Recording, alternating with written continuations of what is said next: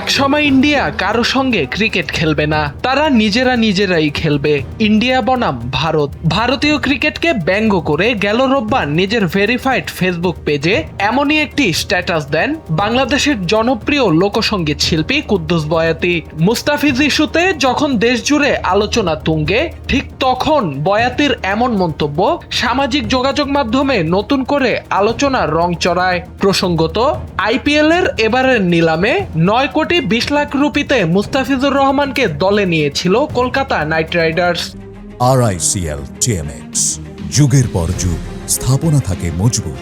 তবে উগ্র হিন্দুত্ববাদী নেতা ও ধর্মগুরুরা প্রকাশ্যে হুমকি দিয়ে বলেন, বাংলাদেশি এই বাহাতি পেসারকে ভারতের বিমানবন্দরেই নামতে দেয়া হবে না। সেই দাবিকে আরো উস্কে দেয় ক্ষমতাসীন বিজেপি ঘনিষ্ঠ কিছু ভারতীয় সংবাদ মাধ্যম। শেষ পর্যন্ত ওই উগ্র সমর্থক গোষ্ঠীর চাপের মুখে শনিবার সকালে ভারতীয় cricket board BCCI Kolkata knight রাইডার্সকে নির্দেশ দেয় মুস্তাফিজকে দল থেকে বাদ দেয়ার। আর এতেই ক্রিকেট ছাড়িয়ে বিষয়টি রূপ নেয় কূটনৈতিক ও নিরাপত্তা বিতর্কে।